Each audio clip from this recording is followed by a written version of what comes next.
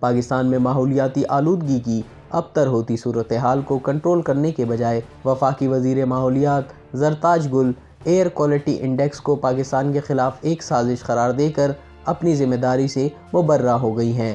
تاہم دوسری جانب پورے ملک میں شور مچا ہوا ہے کہ دنیا بھر سے بدترین فضائی آلودگی کے شکار شہروں میں اس وقت لاہور سر فہرست آ چکا ہے۔ پچھلے ایک ہفتے میں شاید ہی دن کا کوئی وقت ایسا رہا ہو جب لاہور کا ایئر کوالٹی انڈیکس 250 درجہ سے نیچے آیا ہو، جبکہ یہ 100 درجہ سے اوپر چلا جائے تو انسانی صحت کے لیے نقصان دہ ہو جاتا ہے۔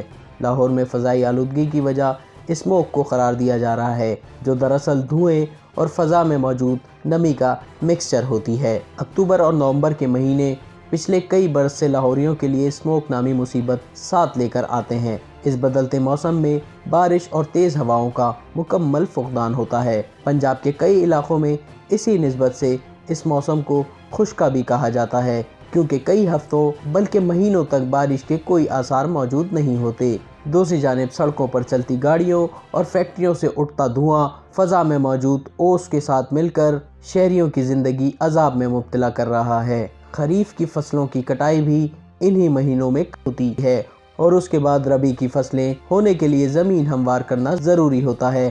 پاکستان اور ہمسایہ ہندوستان میں اس مقصد کے لیے کسانوں کی جانب سے فصلوں کو جلانا ایک روایتی طریقہ کار ہے۔ اس سے بہت سارا دھواں فضا میں مزید شامل ہو جاتا ہے اور یہ سب مل کر فضا کو اس قدر مکدر کر دیتے ہیں کہ سانس لینا تک مشکل ہو جاتا ہے۔ فضائی آلودگی کے خاتمے کے لیے کام کرنے والے وکیل احمد رافع عالم کے مطابق یہ مسئلہ پاکستان کے کسی مخصوص علاقے کا نہیں ہے، بلکہ پورے شمالی بر صغیر کو درپیش ہے اور بنگال تک تقریباً یہی عالم ہے۔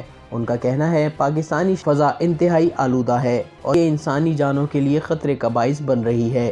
ان کے الفاظ میں یہ ایک پبلک ہیلتھ ایمرجنسی کی صورتحال اختیار کر چکی ہے۔ نیا دور سے بات کرتے ہوئے احمد رافع عالم کا کہنا تھا کہ دنیا میں کوئی فضائی آلودگی کم بری یا زیادہ بری نہیں ہوتی، کیونکہ فضائی آلودگی کبھی بھی اچھی نہیں ہو سکتی۔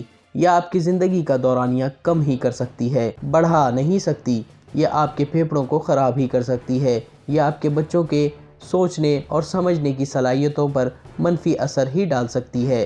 ان کا کہنا تھا حاملہ خواتین اور عمر رسیدہ افراد کے لیے یہ انتہائی خطرناک ہو سکتی ہے۔ پاکستان میں فضائی آلودگی کو بہتر کیا جانا لازمی ہے، لیکن سوال یہ ہے کہ اس کے لیے کیا اقدامات کیے جا سکتے ہیں۔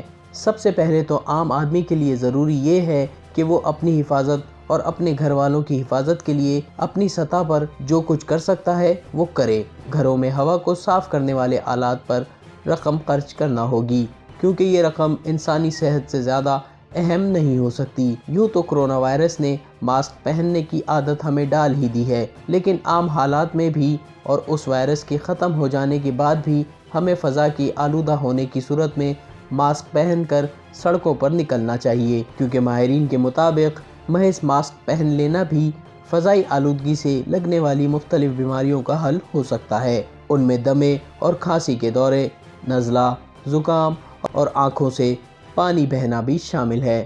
ماسک پہننے سے ان سب سے بچا جا سکتا ہے، تاہم اول و آخر ذمہ داری حکومت وقت کی بنتی ہے کہ وہ ملک میں بڑھتی ہوئی ماحولیاتی اور فضائی آلودگی کو کنٹرول کرنے کے لیے ایک جامع حکمت عملی بنائے۔ YouTube پر گوگلی نیوز دیکھنے کے لیے youtube.com کی سرچ بار میں googly news T V type کریں۔ گوگلی نیوز کے پیج پر سرخ رنگ کے سبسکرپشن والے بٹن پر کلک کرنا نہ بھولیے۔ YouTube پیج پر اپلوڈ ہونے والی ویڈیوز سے باخبر رہنے کے لیے بیل آئیکن پر کلک کیجیے۔ آپ کو ہر نئی ویڈیو کے بارے میں نوٹیفیکیشن موصول ہو جائے گا۔